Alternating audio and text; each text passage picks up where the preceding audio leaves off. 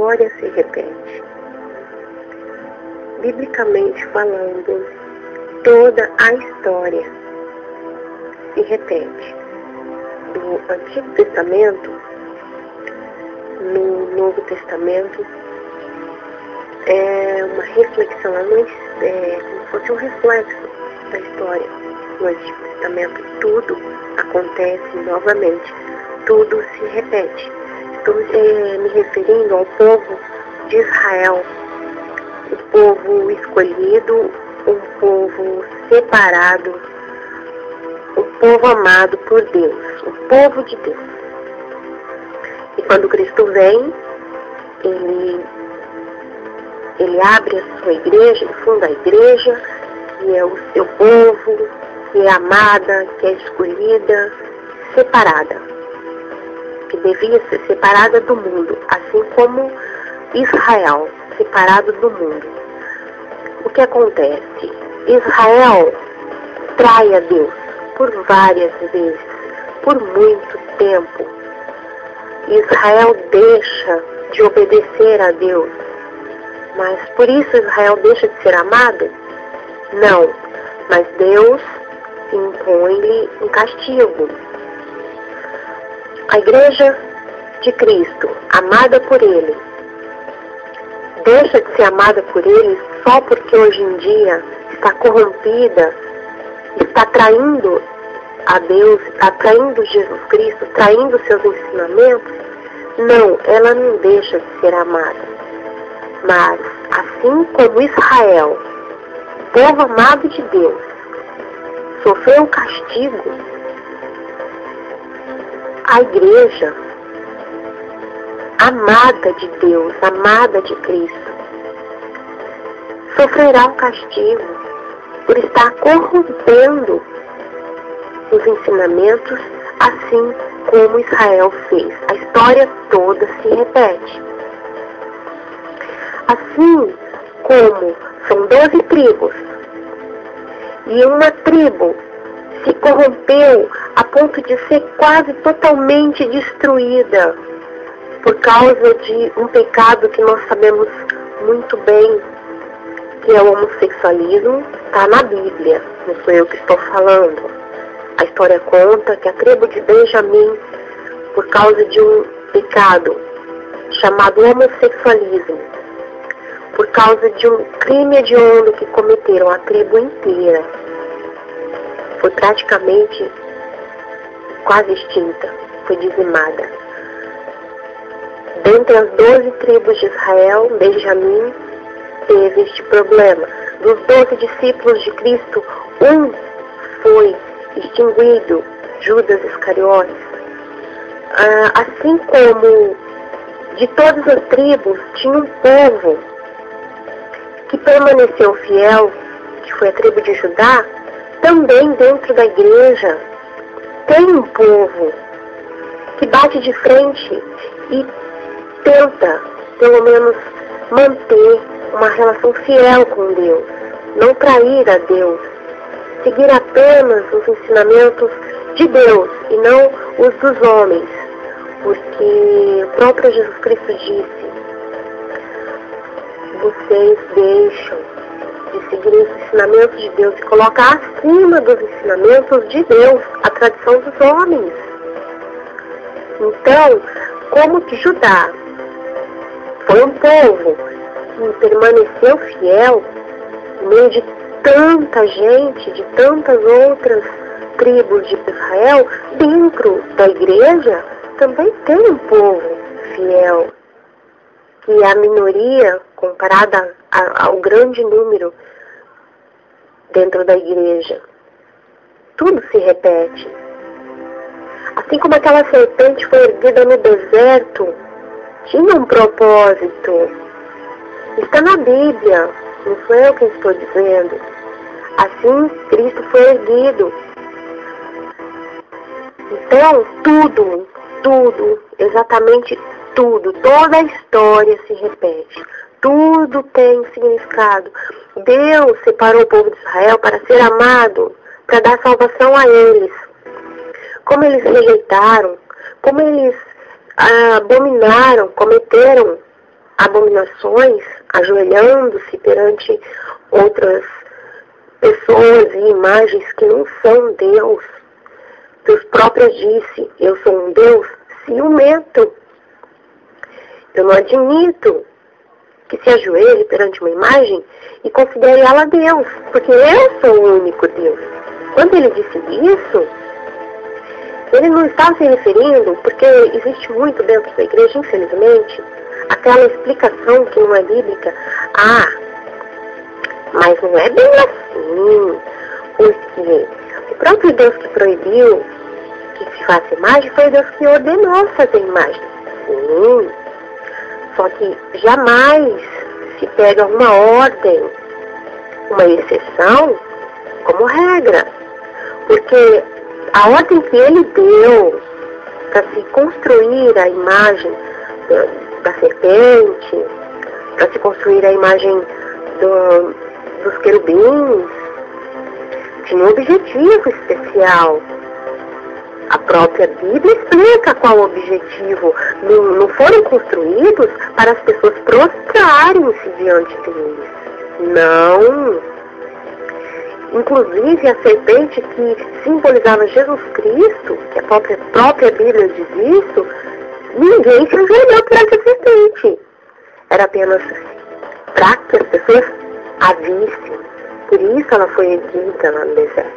Então, outra desculpa que usam, mas você carrega a foto do seu filho. Sim, eu carrego a foto do meu filho, mas jamais para me prostrar diante da foto. Aquela foto representa sim meu filho, mas eu não vou me ajoelhar perante a foto, que eu vou estar ferindo a Deus. Eu vou estar entristecendo a Deus. Não sou eu que estou dizendo, é a própria Bíblia. Então, algumas desculpas foram sendo usadas para serem introduzidos os erros dentro da igreja, assim como aconteceu com Israel.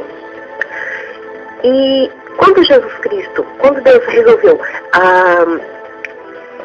mandar Jesus Cristo, o povo de Israel deixou de ser povo dele?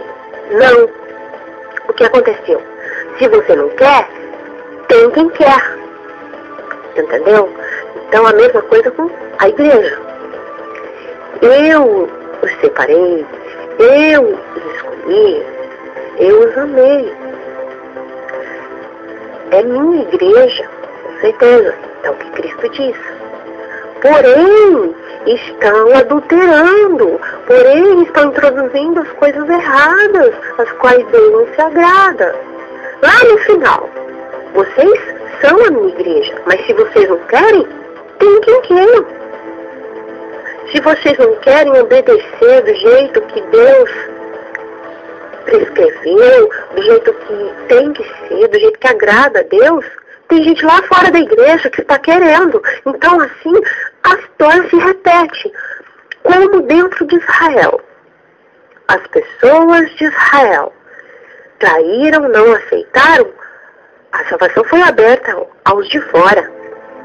Dentro da igreja, os que estão dentro da igreja não seguem o que está na Escritura, preferem o que foi escrito depois da Escritura, depois dos livros canônicos, que são a Bíblia. Eles preferem seguir as tradições, mesmo que elas contradigam o que está na Escritura. Eles preferem seguir o que foi escrito lá no concílio, no tal, depois das Escrituras. Ou seja, vocês não querem? Tem outros lá fora, mais fiéis do que vocês que estão dentro da igreja. E é isso que vai acontecer de novo, porque a história toda se repete. Tudo que aconteceu no Antigo Testamento, é por isso que a gente tem que estudar muito o Antigo Testamento, porque a história toda se repete agora, na Nova Aliança. E isso não sou eu quem estou dizendo, é a própria Bíblia Sagrada. A própria Bíblia Sagrada, as Escrituras Sagradas. É por isso que nós devemos ter muito cuidado, porque o que Deus disse sobre Israel, ele escreveu, ele está escrito, eu amei Israel quando era ainda um menino, quando ainda era fiel. Assim ele diz à igreja. Eu amei a minha igreja quando ainda era uma menina, quando era nova, quando foi recém-criada. A igreja passou a trocar tudo, a mudar tudo, a adulterar tudo, a partir do século V, do século IV, do século V em diante. Assim Israel também foi fiel no início, quando Israel foi tirado do Egito, quando ele foi resgatado. Deus, está em Oséias, escrito lá, eu amei Israel quando ele era um menino. A história se repete. Os mesmos pecados que Israel cometia são os mesmos pecados que a igreja de Deus hoje está cometendo. As mesmas abominações que feriam a Deus lá no passado são as mesmas abominações que hoje a igreja fere a Deus. E Deus não deixou Israel impune. Deus não vai deixar a sua igreja impune. Se dentro de Israel traíam, dentro da igreja hoje traem, e Deus falou, Deus resolveu, Deus mandou. Se dentro de Israel não me querem, lá fora tem quem anseia pela salvação, quem anseia por mim. E hoje também vai ser assim a igreja. Se dentro da minha igreja me traem, se prostram diante de homens, se prostram diante de outros deuses, lá fora tem gente fiel. O próprio Deus disse, o próprio Jesus Cristo disse, eu tenho outras ovelhas que não estão neste aprisco, mas naquele dia reunirei todas elas em um só rebanho, e será um só pastor. Então, devemos procurar dentro das Escrituras Sagradas. Mais nada tem a mesma autoridade que as Escrituras, mais nada como regra de fé. Porque as Escrituras são um projeto de Deus, um presente de Deus para a humanidade. Mas os seres humanos não querem. Dificilmente hoje em dia há quem se alimente todos os dias das Escrituras. E eu não digo para ler um salmo e um evangelho, porque é o que a Bíblia faz. Ler um salmo e ler um evangelho. Vamos estudar, gente. Vamos estudar realmente. Procura a história desde o início, que vocês vão sentir, o Espírito Santo de Deus vai iluminar você para entender que tudo que aconteceu volta a se repetir. Tudo que aconteceu lá no início da história, desde a criação do homem. Quais foram os pecados que Deus abominava? Quais eram os motivos que deixavam Deus irado, triste, a ponto dele ir perdoando e castigar no final? Porque o ser humano hoje em dia não quer sofrer uma dor de cabeça. Não. Enquanto que os discípulos lá no passado sofreram muito para que o Evangelho chegasse até nós. Já pensaram se os discípulos tivessem escolhido a parte em que diz, não sofrereis, estarei convosco. Tudo isso é muito consolador, mas o que Cristo disse é que nós teríamos aflições. Mas as pessoas não querem essa parte. O que as pessoas querem é, não, meu filho, você prosperará, você é abençoado. Hoje você estará acima, você estará no topo. Esquecendo-se, Cristo esteve no topo, lá no alto de um monte, e não foi Deus quem colocou ele lá. Ele foi levado lá pelo diabo para ser tentado. E enquanto nós, hoje em dia, só queremos bênção, só queremos alegria, oba-oba, prosperidade, riqueza, tudo de bom, não quero doença, não quero aflição, sendo que essas coisas contribuem para que nós nos acheguemos cada vez mais a Deus, porque pelo caminho natural, nós seres humanos não buscamos. Não queremos, está tudo bem. Não conseguimos, é a nossa fraqueza. Nós escolhemos assim lá no começo. Lá, quando Deus formou o primeiro homem, ele tinha essa liberdade e ele escolheu assim. Nós sofremos essa consequência até hoje. E é por isso que nós não devemos reclamar com as adversidades da vida, porque nossos irmãos lá no passado sofreram muito mais que nós, para que esse evangelho chegasse até nós, para que nós entendêssemos que não é esta vida a importante. Paulo passou fome, passou frio, passou sede, doenças, perseguições, enfim, muito sofrimento para que o evangelho chegasse até nós. E hoje nós não queremos sofrer. Só queremos bênçãos, bênçãos e mais bênçãos. E estamos traindo a Deus com os mesmos pecados que os nossos irmãos lá no começo, os de Israel, os israelitas, cometeram contra Deus. Os mesmos pecados, os mesmos pecados. A história toda se repete. Tudo se repete. Tudo que aconteceu no Antigo Testamento tem um simbologismo e se repete. Se você se propuser estudar, você vai perceber isso. Estudar realmente. Como é estudar a Bíblia? É difícil? Faça assim. Você separe em sua Bíblia, pesquisando tudo, exatamente tudo, o que se refere ao mesmo assunto. É assim que se estuda, porque uma parte, um texto complementa o outro. Não sou eu que interpreto, não é você, não é fulano de tal, não é padre tal, nem pastor tal. Ninguém tem esse direito sobre a Bíblia, de interpretá-la, ninguém. Quem interpreta a Bíblia é a própria Bíblia, através do Espírito Santo de Deus. Porque um assunto, o mesmo assunto entre toda a Bíblia, você destaca um assunto e procura tudo relacionado àquele assunto dentro da Bíblia. Você vai ver, você vai perceber como que um texto complementa o outro, um texto explica o outro sobre aquele assunto e você vai entender. Se você estiver com o coração aberto, se você estiver pedindo a Deus, o Espírito Santo, iluminar você, você vai entender.